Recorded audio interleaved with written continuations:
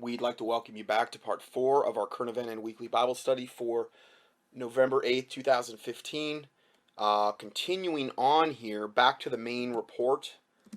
Is the Islamic State militants are gaining at least 50 million per month from illegally selling crude oil.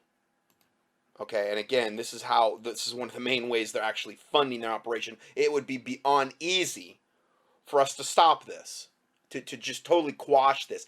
They would have, $50 million less in funds, and this is just one place they're stealing oil. Do you know how that would cripple them? That one thing alone? But no, we're not going to do that. We're not going to do anything to do anything against that. We want them to prosper. Obviously, Obama wants them to continue to prosper. Excuse me. Islamic State militants are gaining at least $50 million per month from illegally selling crude oil from occupied fields in Iraq and Syria. And Iraqi and U.S. officials say the jihadists are selling the black gold at extremely low prices. So, hey, they're going to sell it to Turkey for extremely low prices. Turkey's going to be hey, okay, yeah, sure, we can get this at bargain basement prices. Can you imagine what the markup is? Hey, they're getting it for free. ISIS, they're getting it for free, so why not sell it at bargain basement prices? Because, make it look attractive. That's why they're doing it. The extremists are reportedly selling crude oil at $35 per barrel, sometimes as little as $10 per barrel. 4 Iraqi intelligence officials told the Associated Press that. There's a link to the story there. According to FREAKOUT, some of the Turkish side of the border have been making a lot of money on it. There are too many vested interests involved for us to stop, he said, the CIA guy. Oh, there's too many. We can't stop it. We can't do anything again. We don't know, even though we're the ones training them, funding them, protecting them. We can't stop this.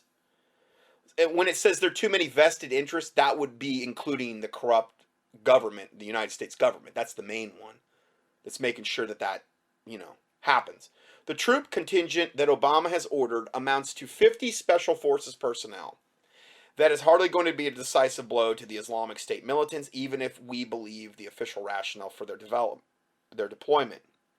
The White House, in its announcement, was at pains to emphasize that the troops would not be in a combat role and would only be acting to advise and train Kurdish fighters and others belonging to the little-known Syrian Arab coalition. But there is perhaps the significant part of the story. Quote, the move could potentially put the American troops in the crosshairs of Russia, reports the New York Times. That's why they want to do it. Significantly, too, the Pentagon will not be informing the Russian military of the exact whereabouts of the ground personnel. So, who knows? They don't want the Russians to know where we're going to put these 50 guys, because then there's going to be all this doubt now, and they're hoping that Russia's like, well, we can't even attack any of these targets because we don't know where these 50 Americans are, and we don't want to cause an international incident. And if we go ahead and if Russia goes ahead and bombs one of these things, USA can come back and say, look at what Russia's doing. They're these evil devils.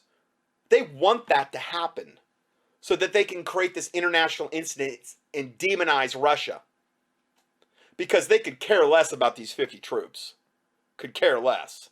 Obama wants this to happen. This suggests that the real purpose for Obama sending in the troops is to restrict the Russian offensive operations by introducing the risk of bombing American forces.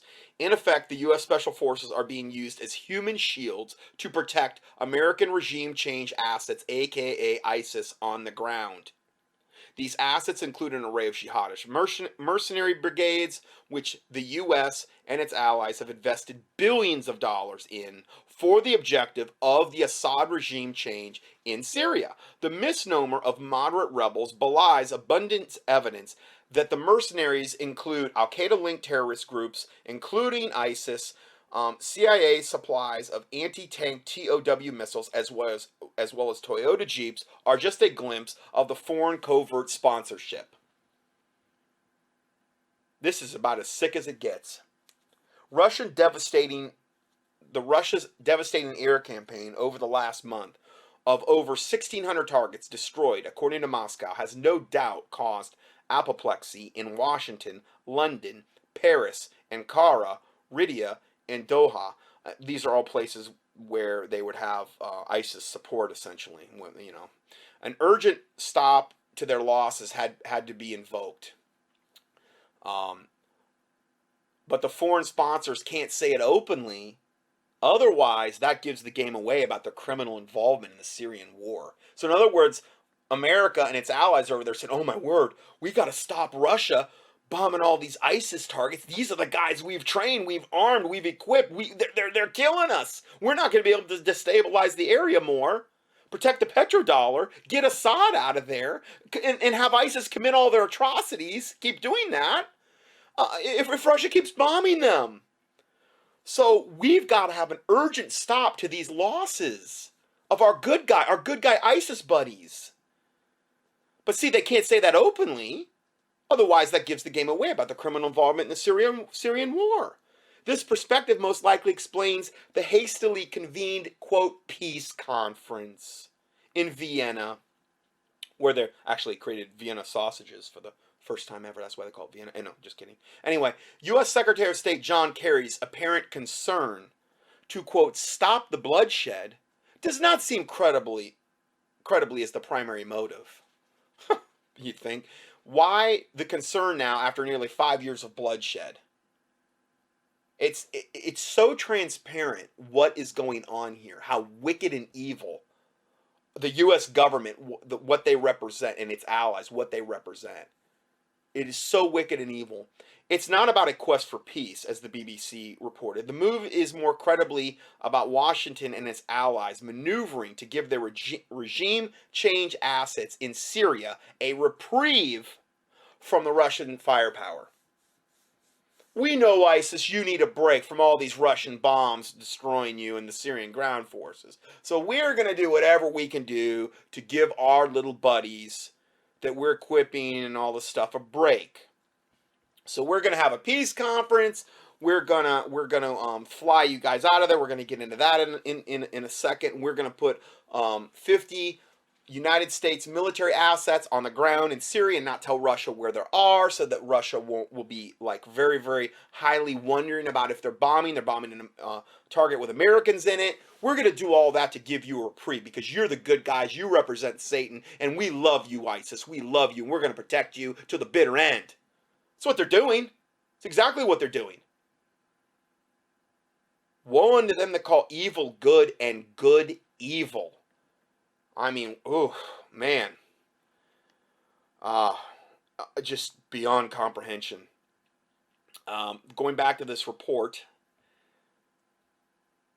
Okay, so one of the main points agreed upon in this Vienna peace talks this weekend is the implementation of a nationwide ceasefire.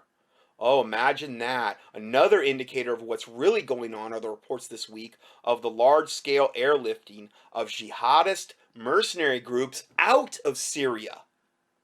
See, they're taking ISIS out of Syria. Yeah, that's how serious our government, America, and the other governments behind them are about protecting ISIS. They're airlifting them out of there. They're getting killed too much.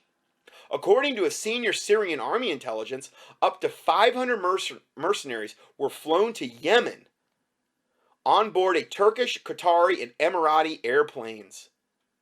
The fighters were brought to Yemen's southern city of Aden, where they were dispatched to battle zones inside of Yemen by the American coordinated Saudi coalition.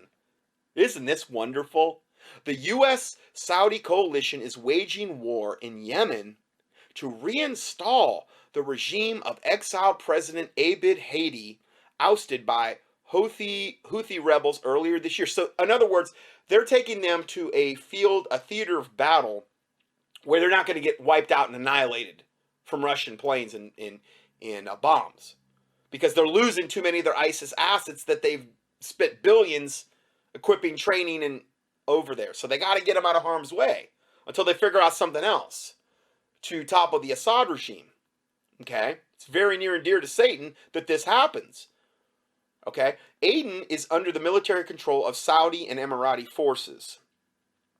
And Yemen's airspace has been closed off by the coalition coordinated by the U.S. and British military planners based in Saudi capital of Riyadh.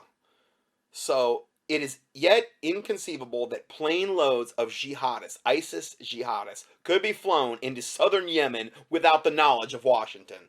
Because we help totally coordinate and control that airspace with them.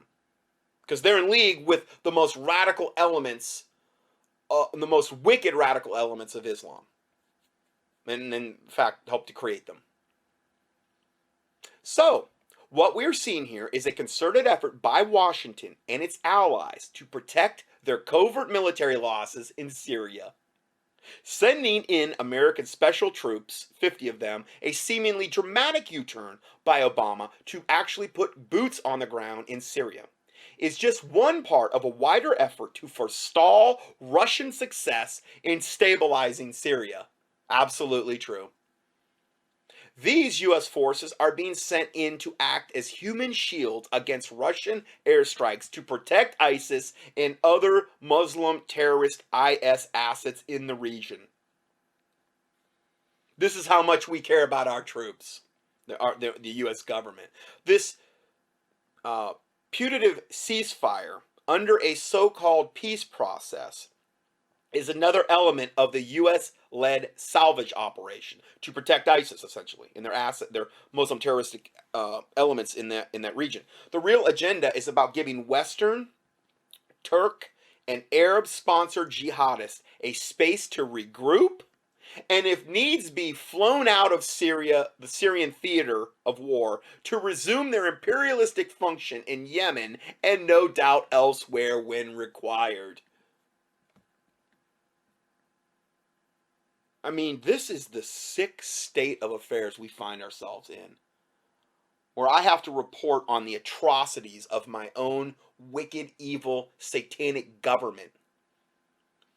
And I'm not saying Russia and Syria are choir boys either, but they're much more on the side of righteousness than the American wicked devil government and its allies are regarding what they're doing here. This is totally satanic. And where did that come from? RT. We're gonna look at that in a second. We're gonna look a little bit more. What does this mean? With RT. Let's look at it right now. World War III update. Was Putin's friend's death? Do you hear about this?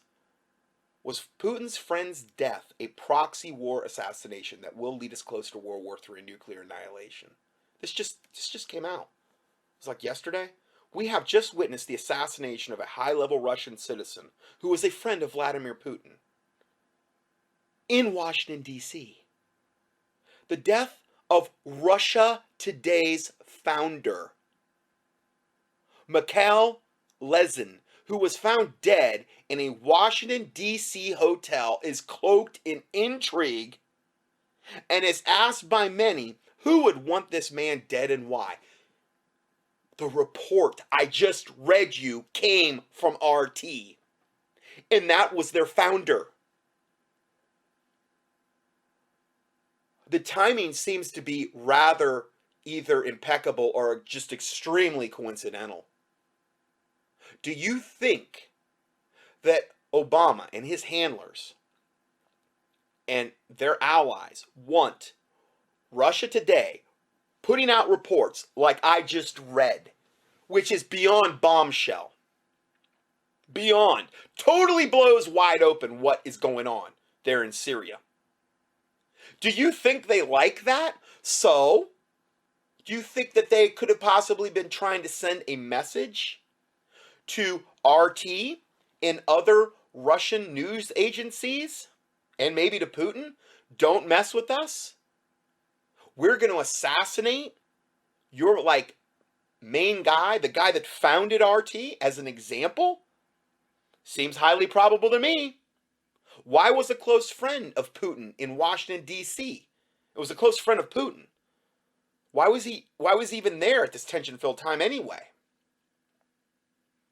Lezin was the former press minister in Russia and at one time the head of the Gazprom media group and the main man given credit for starting up the increasingly popular Russia Today.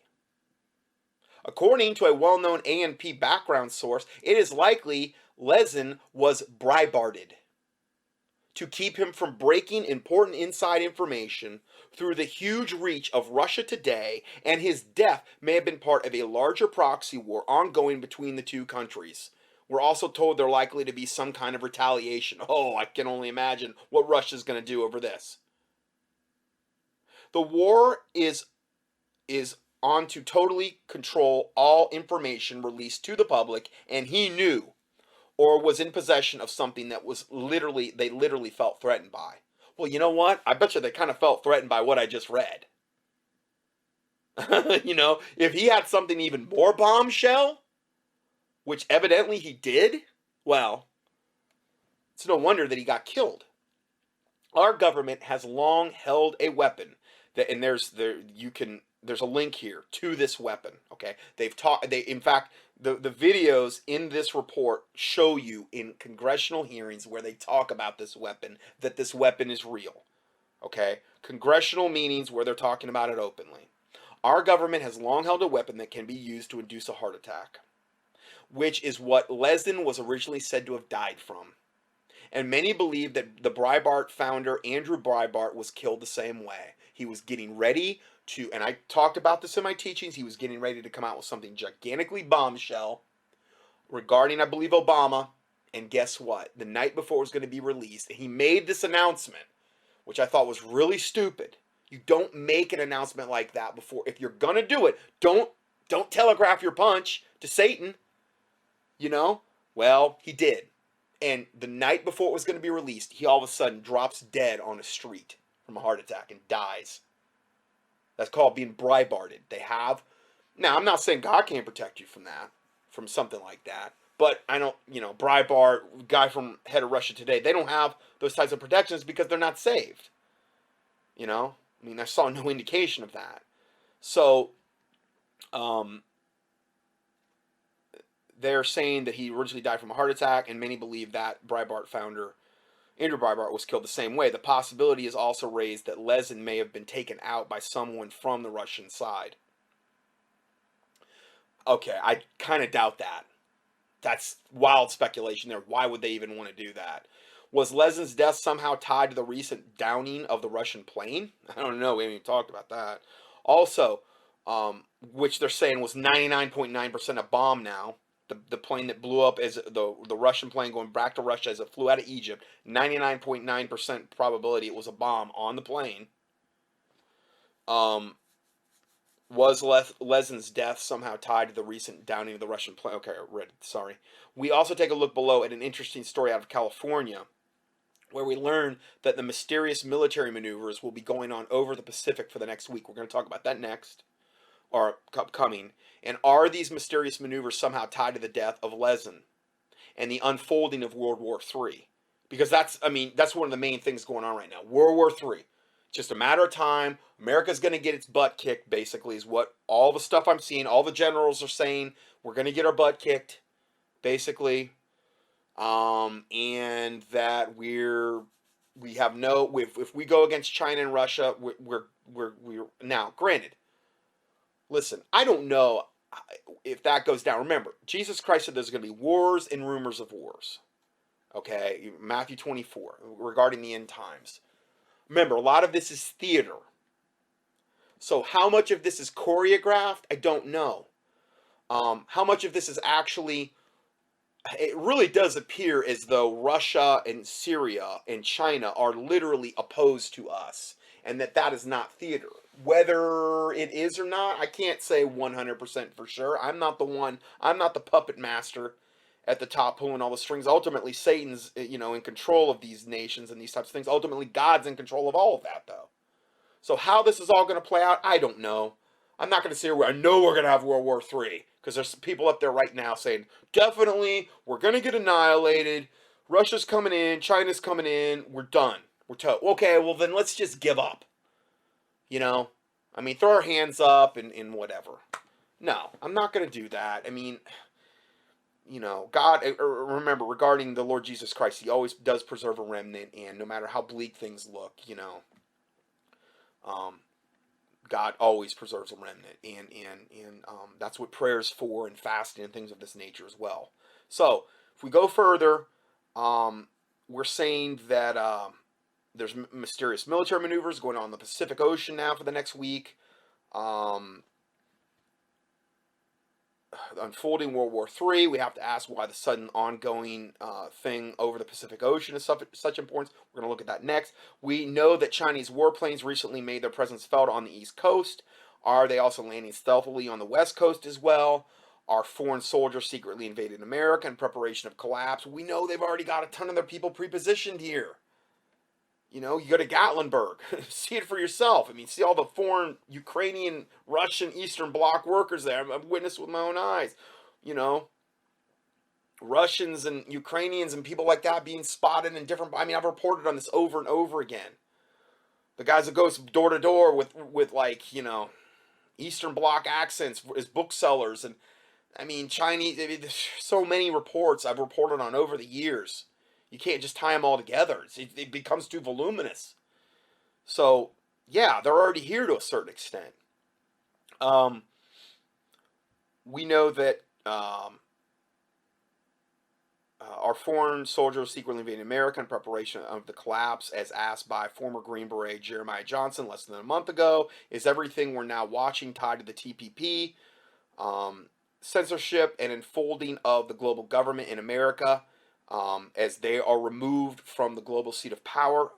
You know, yeah, that could all be true. Part of it could be true. It's hard to say. It is, to a certain extent, speculative, no matter what we do. Okay, so while we're on that subject, current headlines.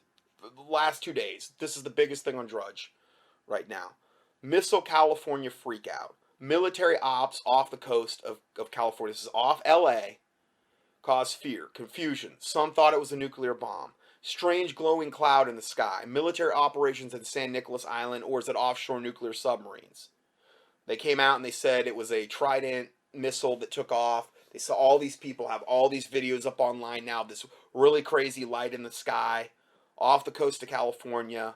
Now the airspace off the coast of California is, you can't. It's a no-fly zone off Southern California. No-fly zone. Okay. Los Angeles secret military maneuvers over the Pacific will force planes at LAX to use different routes at night for a week as they take off and land over homes instead of the sea. Angeles International Airport issued a statement this week about the military testing, saying the military airspace to the west of LAX will be active for 1 week.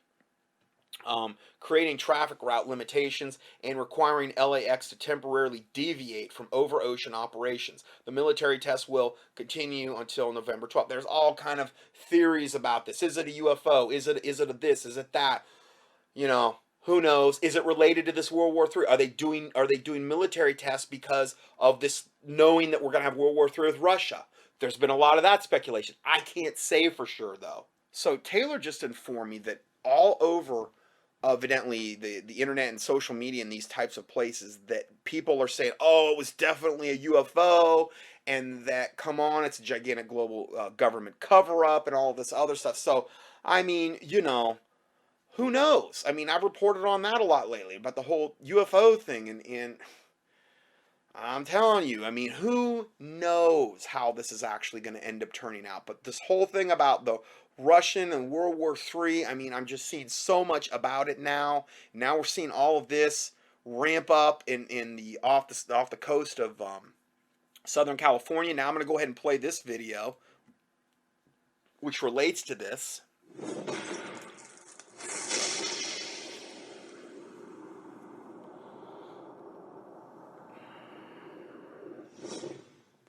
Continuing our coverage here at the Next News Network of World War III, Russia is boosting its troop presence in the Middle East, in Syria, just as the United States is sending special ops and F-16 Eagles into the Middle East as well. The U.S. is set to send F-15C Eagle twin-engine fighters to Turkey, suggesting the Pentagon is preparing for air-to-air combat with the Russians.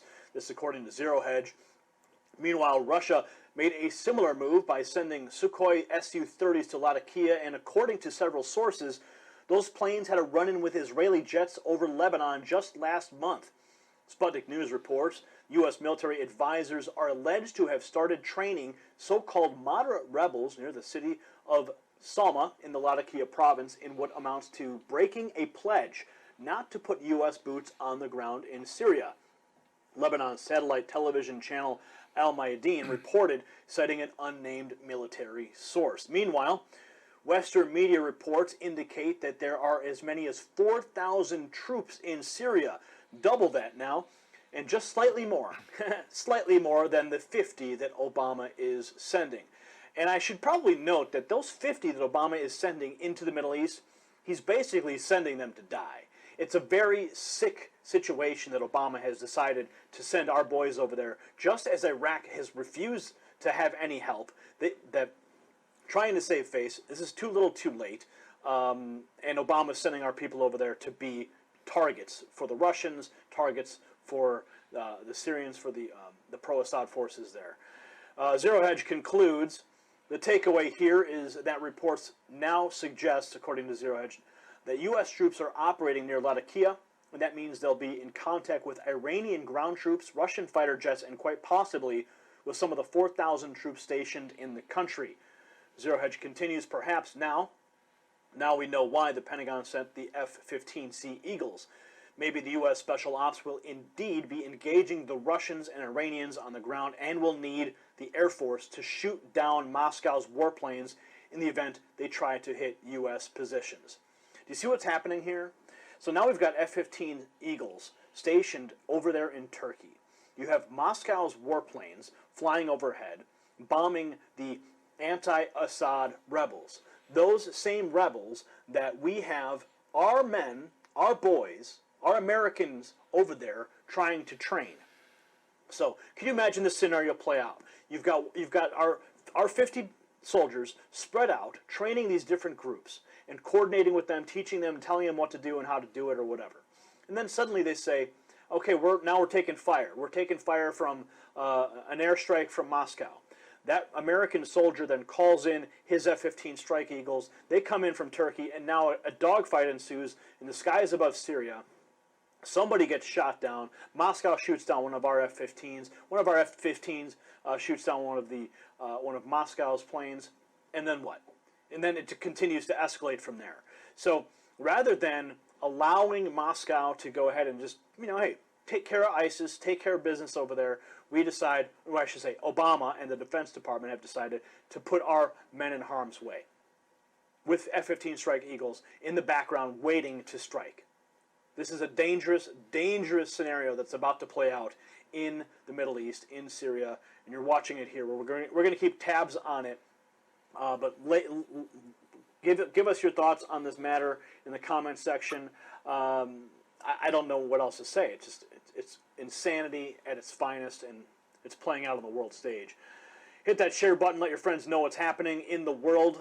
Okay, so going back to the study, I just took a little break there to eat, grab a bite, and I was looking over to the right side and saw some other videos that had been done, and I mean, this is just these next two reports. They're brief, but it just shows you the level of wickedness and insanity that is going on in this country. Truly calling evil good and good evil, in the manner in which a lot of law enforcement, not all, but a lot of law enforcement and our government is conducting itself. And this one, now, I'm not going to play this. There's language in it, and I'll tell you why in a second. It's caught on tape. Austin police, brutal jaywalking beatdown. Now, Austin is one of the flagship cities where they're trying to really implement Agenda 21, the UN Global Sustainable Initiatives, and they're really wanting to turn Austin into just an absolute big brother, George Orwellian 1984 test city. And I mean, it's all caught on tape. You can see it for yourself. You might want to turn down the speakers so you can't hear all the cuss words. But the Next News has obtained a video taken by Rolando Ramiro of an incident involving police early Friday morning. It happened on the 600 block of East 6th Street. 3 people accused of jaywalking were violently arrested by Austin police early in the morning in a scene that was captured on video after spending the night in jail. 2 of the 3 were released and their charges were dismissed. Sources say Jeremy King, one of the 3 arrested, told ATTN that the group was uncertain if they were allowed to cross the street at about 2:30 a.m. 2:30 a.m. when there's no cars on the road, essentially.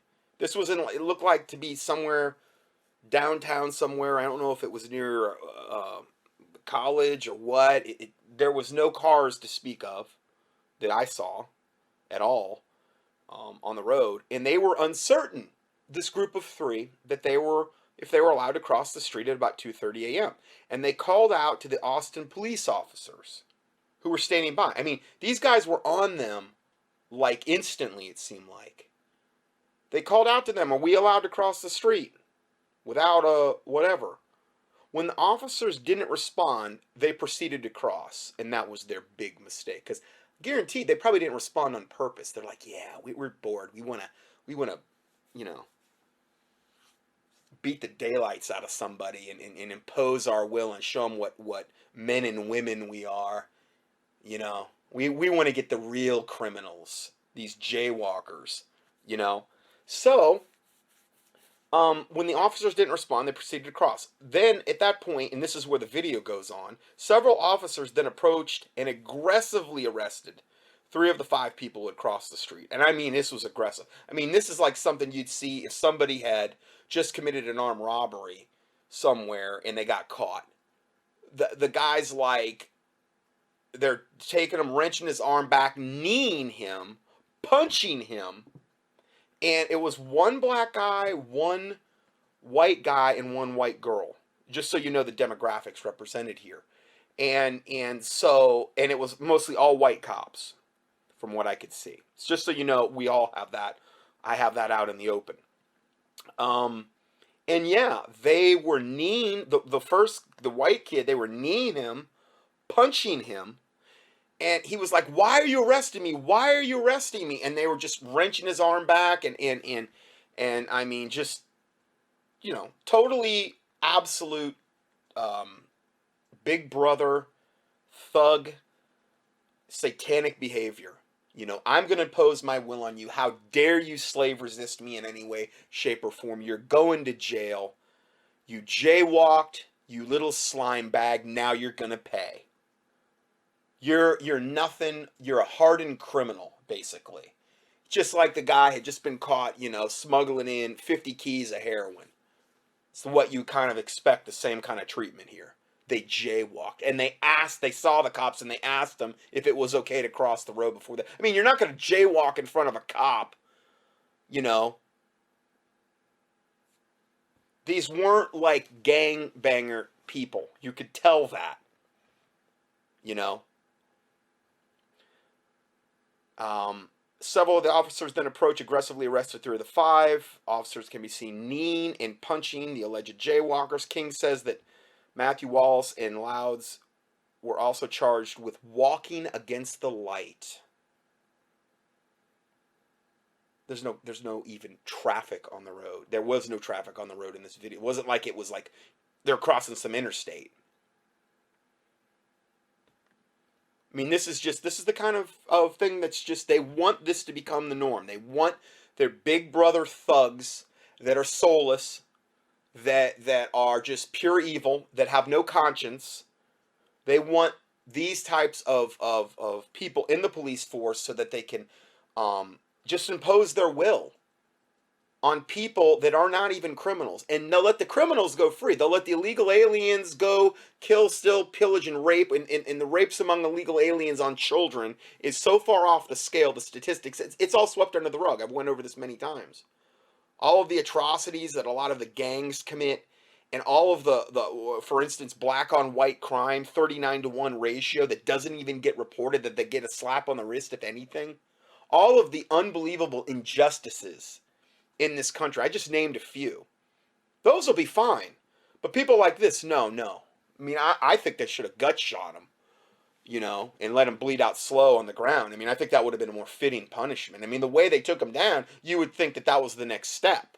Probably will be. Obviously, I'm being sarcastic, but it probably will be before long. So you better watch out if you're in anywhere in any type of I mean, you know, city environment, and you got one of those lights, and if it doesn't say don't walk, don't do it, man. You might find yourself getting tackled from behind and having your head smashed into the concrete. I mean, where do you see this? I give you the link here, and I give you a warning, a language warning. You can view it without the language. I mean, just do it on mute. But it's unbelievable. Glenn was taken to an emergency room in custody because her heart was beating too fast and was denied her asthma medication, which is nice.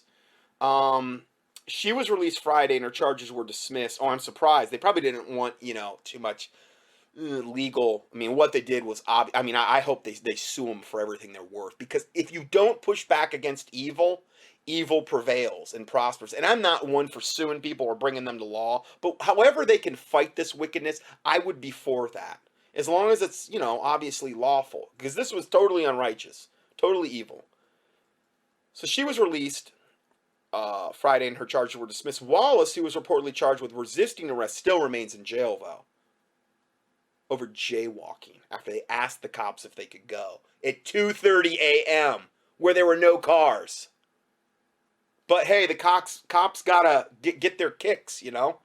They got to get their jollies, evidently, certain ones. And I'm not saying all. I've got cops that listen to me, policemen that are longtime listeners. And I'm not talking about them. I'm talking about these corrupt ones. It's unbelievable. And then another video. Obama forces girls to shower with trainee teen boys. This is going to be the norm now. The girls in the showers are in listen, I think that modesty is the way it should be. I think that in any kind of setting like that, I think you should have dividers up. I don't think you should be looking on other people's naked bodies. I don't care if they're girl or boy. To me, that's wrong. I don't like it. I never did like it. Even when I was unsaved, I didn't like it. Going back to, you know, high school and stuff like that. I always thought this was wrong and evil. And I was a little heathen.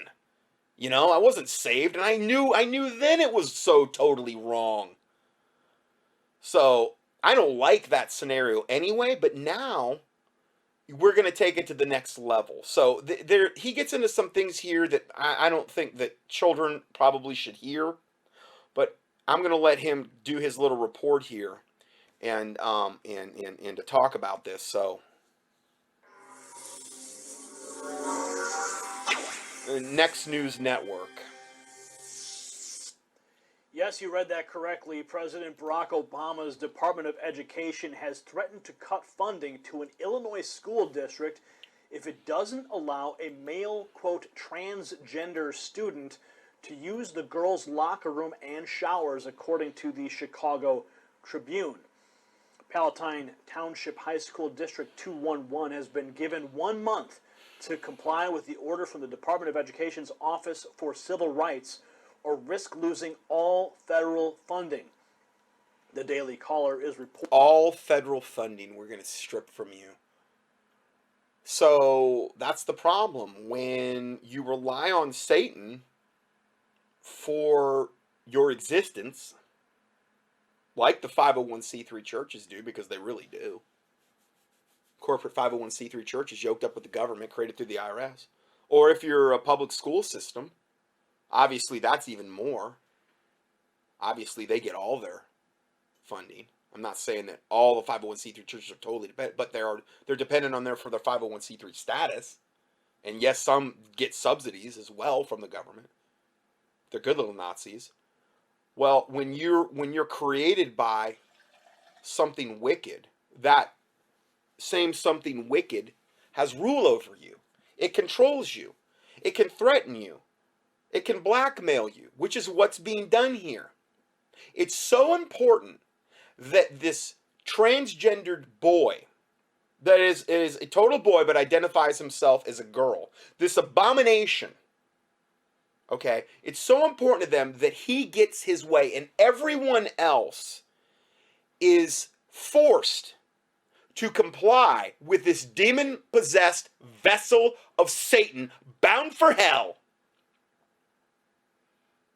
Because, I'm sorry, I don't see a lot of transgender people getting saved, because I think that's about as bad as you can get. I have never seen a transgender conversion. I'm not saying they couldn't exist. But when you get to that level of satanic sliminess, you know, you there gets to a point where, you know, you've crossed the line. You've gone too far. You're not coming back. You know, your conscience has been seared with a hot iron. You've been turned over to a reprobate mind to do those things which are not convenient, as the Bible says in Romans 1.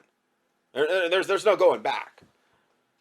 For 99.9% of them. And this little worm of a devil, transgendered boy, has been given all of these things, everything he's basically asked for, but now he wants to go full nudity with the girls while they're nude in the showers, and if he doesn't get his way, the Obama administration is going to cut off all their funding. This is how sick things have gotten in this stinking country. Reporting that the Department of Education is using the Title IX provision of a 1972 law regarding discrimination in schools based on sex to make their case for the transgender student, a male who in all other ways identifies as a female. It's worth noting that the school has already bent over backwards to accommodate the student, listing him as a girl in his files, allowing him to use the girls' restrooms as well as play on the girls' sports teams. And he's on the girls' sports teams. There's no advantage there. You know? I mean, but it's like I've said so many times. If you give Satan an inch, he's going to take a mile. This little vessel of Satan, this little trainee that's doing this, that's pressing for all this, you have to understand, he's demon-infested to the toenails. He's literally just a container for Satan, essentially. So, is Satan ever satisfied? No, he's never. Just look at the Muslims. They're never satisfied with what you give them. They're not grateful. They're never satisfied. Neither is this little vessel of Satan. And that's why they act the way they act. There's nothing you could ever do to appease them. That's why you don't appease them. That's why you don't give in to wickedness and evil. Even providing a separate shower facility. But having to shower... I wonder how much that costs the taxpayers. Well, we have to build a separate shower facility to accommodate this demon-possessed vessel of Satan. I mean, that's, you know... You think they'd do that for a Christian? Huh. Shower in a separate facility is considered, quote, blatant discrimination by Joe Knight, the director of the LGBT, the lesbian, gay, bisexual. So the lesbian, gay, bisexual, the biggest demons on the planet say that's discrimination, that he has to shower by himself. How dare they? No, she needs to be able to shower in full view of these girls, and they need to be in full view of her, him, and they need to like it. That's basically what they're saying. We'll impose our will on you. We'll put our boot across your throat and make your children do whatever we say because we say. We're the ones that determine what morality is. We're going to give you a satanic morality lesson. We're going to call evil good and good evil, and you're going to like it. Sexual transgender group and AIDS project at the ACLU of Illinois, the group who's also representing the student, quote, it's one thing to say to all the girls, you can choose if you want some extra privacy, but it's another thing to say you and you alone must use them. That sends a pretty strong signal to her that she's not accepted and the district does not see her as a girl, Knight told the Tribune. Obama's Department of Education agreed in a letter Monday from their Civil Rights Division, which proclaimed Student A has not only received an unequal opportunity to benefit from the district's educational program, but has also experienced an ongoing sense of isolation and ostracism. Oh, the humanity. Enrollment at the school.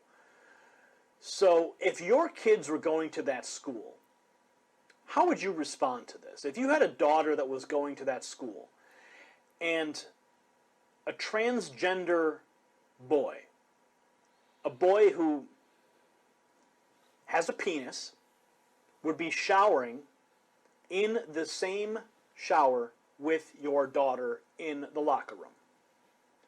Okay? This is a transgender student. This is not somebody who has gone through a outward physical transformation to have their sex changed. Okay? This person still has the genitals of a male and will be showering next to your daughter. All right? What would you do if your daughter was in that school? See, Satan is just going to keep pushing and pushing and pushing. He's just going to see what level of satanic behavior and absurdity the American, for the majority, sheeple people will put up with. That's what he's just going to keep doing. It's never going to end. That's why you push back against wickedness and evil like this. You have to, or it will just get worse and worse. School. Would you pull your daughter out of that school? I mean, some schools have staged, the students there have organized complete walkouts. Good. When these types of things happen. And we've reported it here. But now you have President Obama forcing and threatening to remove federal funding from the school if they do not permit this boy to shower with in the girls' So they're willing to shut the whole school down over this one issue because this is so near and dear to Satan's heart. And here's the deal. They want to establish precedents. Because when they do it here, when they force these girls to shower with this sick, disgusting pig of a devil boy, demon possessed to the toenails, when they force that to happen, they've set precedents, legal precedents. Now, the trainees can come out of the woodwork and demand all the same things, and no girls better say or their parents better say, or anyone else better say a word against it, because you're a homophobic bigot if you do. In the brave new George Orwellian world we're heading into. Locker room. Okay, so yes, you guys can have the joke that yes, any boy would love to shower in the girls' room, but I don't think so. Okay, I mean, I remember in high school, even the guys didn't like to shower in the same locker room. Okay, it's not natural. That didn't even happen. But now here you have President Obama forcing it. Unbelievable. Leave your comments below. If your kids were going to that school, what would you do? I want to read your comments. Unbelievable. Let your friends... Listen, there's no Bible for having kids and teenagers shower in the same facilities and where you could see each other in full view. There's no Bible for that. There is none. Who gave us that? Public school systems. How much homosexual behavior was initiated from that alone? Think about that. I've never even broached that subject before. Never. Of all the things I can ever remember from high school, that one to me seemed like the most vile, evil, wicked, wrong thing, and I was as unsaved as you could get. In high school especially. And I even knew it was totally satanic, evil, and wrong.